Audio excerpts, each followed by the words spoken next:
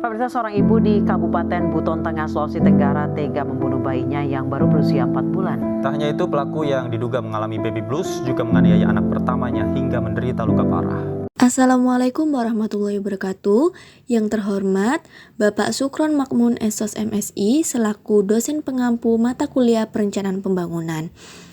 Izinkan kami, kelompok 4, mempresentasikan hasil kerja kelompok kami dengan judul Inovasi Penanggulangan Gejala Baby Blues terhadap Kesehatan Mental Calon Ibu.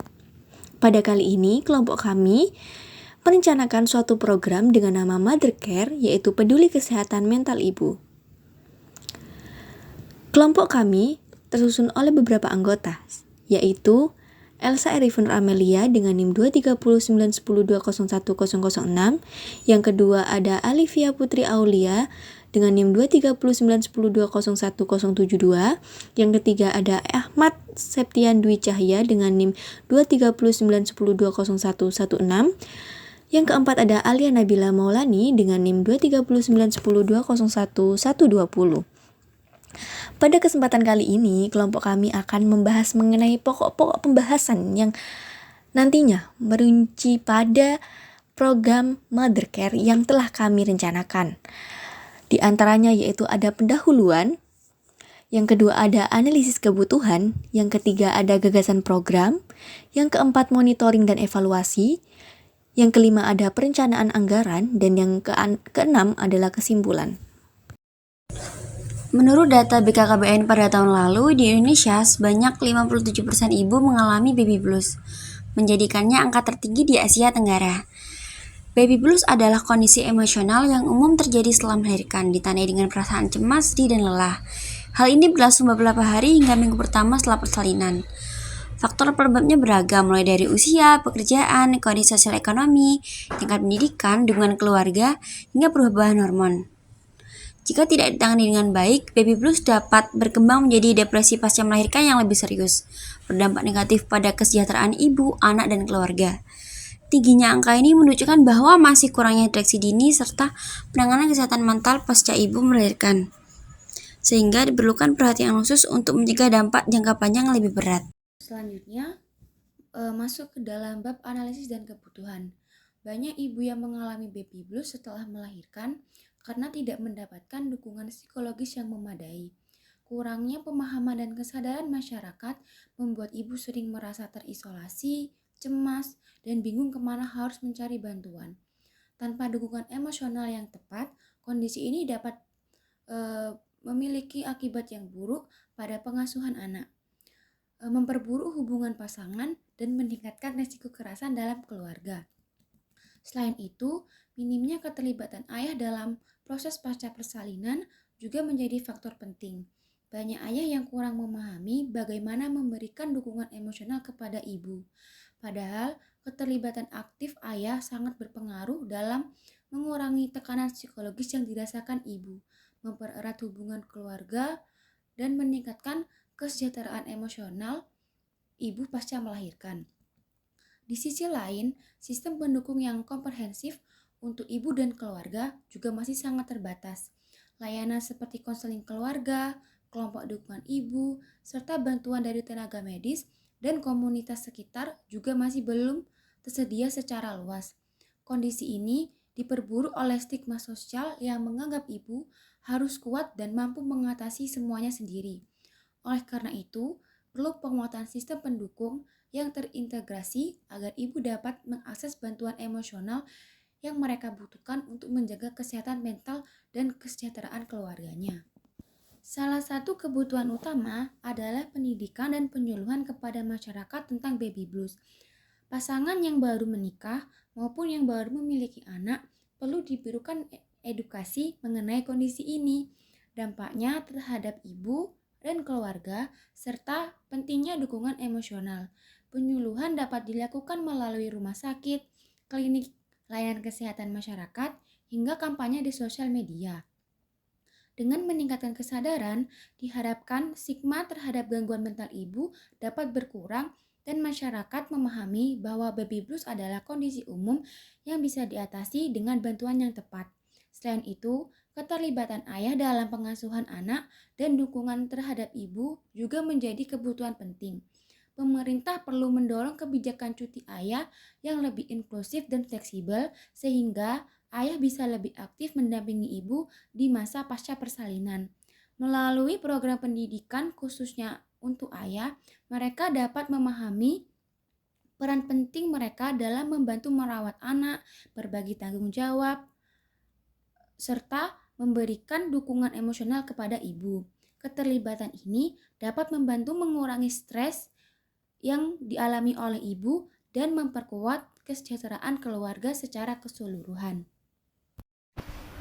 Proses melahirkan merupakan momen yang tidak mudah untuk setiap ibu, sehingga tak jarang ibu mengalami perubahan suasana hati secara drastis, hingga mengalami baby blues syndrome. Oleh karena itu, kami memperkenalkan program ini dengan sebutan Mother Care, yang berarti jika diartikan ke dalam bahasa Indonesia adalah perawatan ibu, yang memiliki makna bahwa seorang ibu memerlukan perawatan yang dapat ditinjau dari segi apapun. Namun pada konteks ini, perawatan mengarah pada bagaimana merawat kesehatan mental ibu setelah melahirkan. Program ini dirancang sebagai layanan konsultasi dan pendampingan psikologis yang dikhususkan bukan hanya untuk ibu pasca melahirkan, tetapi juga untuk ibu baru menikah maupun yang sedang melahirkan. Dengan pendekatan inovatif, menggunakan metode interaktif seperti Moms 5 Mission yang meliputi aktivitas keluarga, edukasi, refreshing, sosial, dan kesehatan untuk meningkatkan kesejahteraan mental ibu. Lalu, strategi pembangunan agar lancarnya program Mother Care tersebut, yang pertama, melaksanakan pelatihan kapasitas bagi bidan dan kader. Dengan pelatihan ini, tim kesehatan agar mampu melakukan screening dan penanganan baby blues secara efektif, termasuk pelatihan psikoedukasi dan psychological first aid untuk meningkatkan pengetahuan dan keterampilan mereka dalam mendeteksi dan mendampingi ibu pasca melahirkan. Yang kedua, pembangunan jaringan dukungan sosial di tingkat desa atau kelurahan. Hal ini sangat penting untuk menciptakan lingkungan yang suportif bagi ibu yang mengalami baby blues. Keluarga inti seperti suami dan orang tua dilibatkan secara aktif agar dapat memberikan dukungan emosional dan praktis. Selain itu, pembentukan kelompok pendukung ibu di komunitas memungkinkan para ibu berbagi pengalaman dan mendapatkan motivasi dari sesama. Yang ketiga, pemanfaatan media edukasi dan teknologi menjadi sarana penting untuk memperluas jangkauan program dan mempermudah monitoring. Media cetak seperti poster, brosur digunakan untuk menyebarkan informasi secara luas di fasilitas kesehatan dan komunitas. Pada implementasinya, program Mother Care dijelaskan sebagai berikut. Yang pertama, pelaksanaan Mother Care dilakukan 1 bulan 2 kali. Kegiatan yang berlangsung yaitu pendampingan atau konsultasi dengan psikolog, tetapi konsultasi tidak hanya terbuka secara offline atau bertatap muka secara langsung, melainkan juga dapat dilakukan melalui aplikasi Mother Care yang memiliki fitur konsultasi online dengan psikolog. Yang kedua, pelatihan tenaga kesehatan dan kader di tingkat komunitas sangat penting, seperti memberikan materi tentang cara mengenali tanda-tanda awal baby blues, teknik komunikasi yang empatik, serta metode intervensi yang sesuai. Yang ketiga, tahap identifikasi dan screening ibu hamil dan ibu pasca persalinan yang beresiko mengalami baby blues.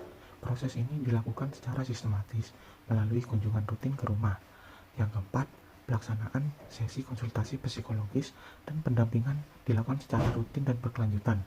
Metode yang digunakan bersifat interaktif dan kreatif untuk meningkatkan keterlibatan ibu dan keluarganya. Yang kelima, keluarga diberi pemahaman tentang pentingnya dukungan psikologis dan cara-cara konkret untuk membantu ibu seperti mendengarkan dengan penuh perhatian, membantu tugas rumah tangga, dan mendorong ibu untuk beristirahat dan menjaga kesehatan. Dengan dukungan keluarga yang kuat, ibu akan merasa lebih aman dan termotivasi untuk menjalani proses pemulihan secara optimal. Pada bab yang keempat terkait monitoring dan evaluasi, ada beberapa subbab diantaranya yaitu indikator keberhasilan program. Pada program Mother Care, indikator keberhasilan yang pertama yaitu terkait peningkatan kesadaran calon ibu pada kesehatan mental pasca melahirkan.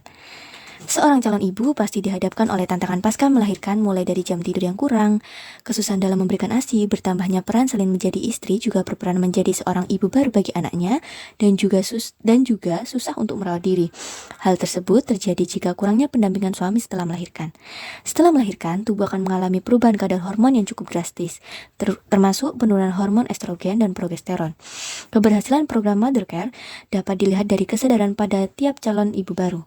Program dapat terlaksana apabila ada dorongan pertama pada diri calon ibu dengan menanamkan pemikiran bahwa kesehatan mental merupakan investasi jangka panjang. Yang kedua yaitu penurunan persentase angka ibu yang mengalami baby blues di Indonesia. Berdasarkan data yang dikeluarkan oleh BKKBN, tahun 2024, 57% ibu di Indonesia mengalami baby blues, yang merupakan angka tertinggi di Asia Tenggara. Hal tersebut menjadi peluang untuk menurunkan angka persentase dengan perencanaan program yang difokuskan pada ibu hamil. Keberhasilan program akan sangat bergantung pada komitmen lintas sektor, terutama dukungan dari Dinas Kesehatan, BKKBN, dan fasilitas pelayanan kesehatan primer. Angka persentase dapat diturunkan dengan menggalakkan segera program Mother Care dengan langkah melakukan penyuluhan dan sosialisasi di tiap desa di seluruh Indonesia. Yang ketiga yaitu tingkat partisipasi masyarakat dalam pelaksanaan program Mother Care. Keberhasilan program Mother Care sangat dipengaruhi oleh seberapa aktif masyarakat, terutama ibu, keluarga, tenaga kesehatan, dan komunitas lokal terlibat dalam pelaksanaannya.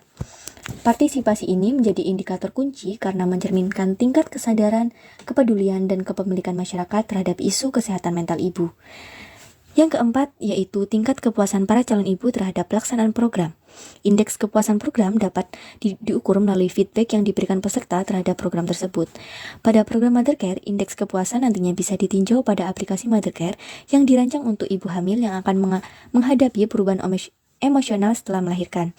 Rancangan aplikasi yang diluncurkan nantinya akan diberikan fitur feedback untuk dapat menilai setelah terlaksananya program secara rutin apa yang dapat dirasakan oleh para ibu setelah melahirkan.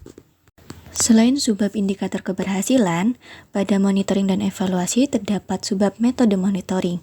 Pada program Mother Care kita menggunakan dua metode, yaitu metode monitoring dokumentasi dan metode monitoring observasi lapangan. Yang pertama, metode monitoring dokumentasi adalah suatu cara pemantauan yang dilakukan dengan mengumpulkan dan menelaah berbagai dokumen atau laporan kegiatan yang berkaitan dengan pelaksanaan suatu program atau kebijakan.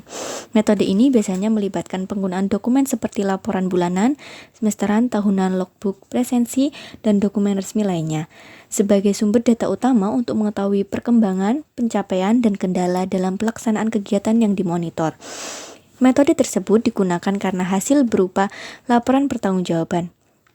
Pada realisasi program ini dilakukan tahunan, tepatnya akhir tahun sebagai penutupan semua laporan di tahun itu. Yang kedua yaitu metode observasi lapangan. Terkait perencanaan monitoring pada program Mother Care berupa kunjungan secara langsung oleh tim monitoring pada saat pelaksanaan kegiatan, sehingga tim monitoring dapat melihat secara langsung apakah dalam pelaksanaannya terdapat kendala atau sebaliknya dan menjadi bahan evaluasi untuk kegiatan selanjutnya. Oke, selanjutnya ada rincian perencanaan anggaran untuk program ini dengan total biaya sebesar Rp74.500.000. Bisa kita lihat di sini komponen terbesar adalah pendampingan psikologis, mencakup honor psikolog, konsultasi rutin, serta pengelolaan aplikasi dan admin, yang menyerap sekitar 43,7% dari total anggaran, atau setara Rp38 juta. Nah, ini menunjukkan bahwa fokus utama program ini adalah pada pelayanan profesional kepada peserta. Kemudian ada pelatihan kader kesehatan jiwa dengan anggaran 9 juta atau 10,3% dari total semuanya, dengan tujuan untuk memperkuat kapasitas kader desa dalam mendeteksi dan memberikan dukungan kesehatan mental. Kemudian ada screening psikologis bagi ibu hamil dan pasca melahirkan, dialokasikan sekitar 2,5 juta atau 2,9% yang digunakan untuk alat tes dan logistik pemeriksaan. Selanjutnya, untuk memperluas jangkauan informasi, kita membutuhkan media edukasi, sosialisasi seperti poster, video, WhatsApp broadcast, dan brosur yang memerlukan dana sebesar 5 juta atau 5,7% dari total keseluruhan. Kemudian ada kegiatan seminar untuk menunjang kesehatan mental dengan alokasi dana 9 juta atau 10,3% dengan tujuan memberikan edukasi massal kepada ibu dan keluarga. ada yang tak kalah penting, yakni monitoring dan evaluasi program yang memakan biaya 6 juta atau sekitar 6,9% untuk evaluasi hasil serta honor evaluator. Yang terakhir, untuk kebutuhan operasional umum seperti transportasi kader, komunikasi, dan ATK, kita siapkan dana 5 juta atau sekitar 5,7%. Dengan pembagian ini, program diharapkan berjalan efektif, terstruktur, dan berfokus pada peningkatan kesehatan mental ibu dan keluarga. Selanjutnya, ada slide terakhir yang berisi kesimpulan bahwa program Mothercare merupakan inovasi strategis dalam menghadapi tingginya angka kasus baby blues di Indonesia yang mencapai 57% menurut data BKKBN tahun 2024. Program ini dirancang untuk memberikan pendampingan, konsultasi, serta seminar kesehatan mental bagi ibu hamil dan ibu baru sebagai langkah preventif menghadapi gangguan mental pasca persalinan. Sekian presentasi dari kelompok kami. Wassalamualaikum warahmatullahi wabarakatuh.